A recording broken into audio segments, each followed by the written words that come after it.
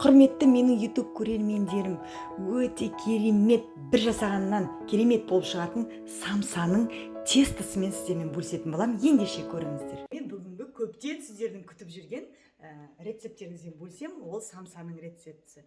Қолдан жасалады самсамыз, ешқандай дүкеннен сатып алып қажеті жоқ, бір жасағаннан керемет болып шығады.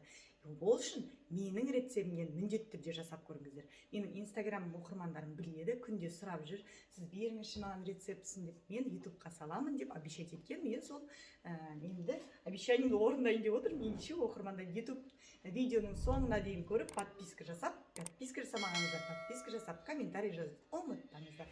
Ендеше бірге жасаймыз. Бүгін менің экомама деген себебі парақшам, менің егіздерім бар. Эконың арқасында көтеріп келген. Сол себептен бүгін эко егіздеріне туған күн 8 жас болып жатыр. Соларға мен самса пісірейін деп жатырмын. Ендеше бізге 360 грамм ұн керек болады.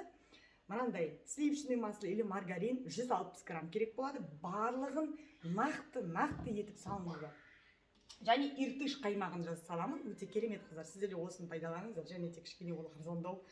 И бұдан да 160 грамм қаймақ салыңыздар. Енді бұл сливочный масло я маргарин болады, бірақ 160 грамм болу керек. Ендеше бұны біз теркадан өткіземіз. Морозильникте қатып тұрған майды алып шығамыз да теркадан өткізетін боламыз. Сіздер де бірге жасаңыздар. Енді қараңыздар қыздар. 160 грамм сливочный маслымды мен теркадан өткізіп салдым, морозильниктен алып шығасыздар. 360 грамм ұнның үстіне салдым. Енді бұған қаймақ саламыз. Менде өлшейтін жоқ, сол себептен шамамен мен осылай қасықпен салам. 3-4 қасық салам, үлкен қасықпен.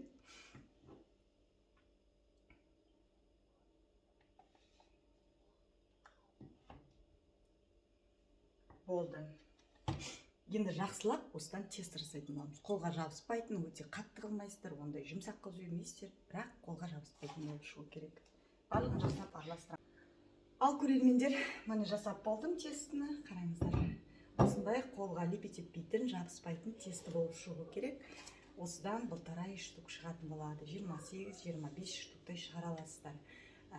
Жаңағы самсаны. Менімен бірге жасап көріңіздер сіздерде. Комментарий жазып ұмытпаңыздар. Өте оңай жасалатын рецепт. Осын жасап қойсаңыздар, бірақ морозильникке қамырды болғаннан кейін, жасап болғаннан кейін морозильникте сақтамаңыздар. Холодильникте тұра берсін, ештеңе етпейді. Шыны керек. Сосын алып шетінен самса жасай берсеңіздер болады.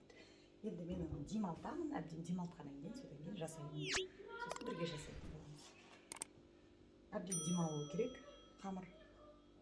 Ал міне, оқырмандарым, көрермендерім өте керемет болып шығатын, мен сіздермен самсаның тестісімен бөлістім. Ендеше подписка жасап, маған тіркеліп қойды, ұмытпаңыздар.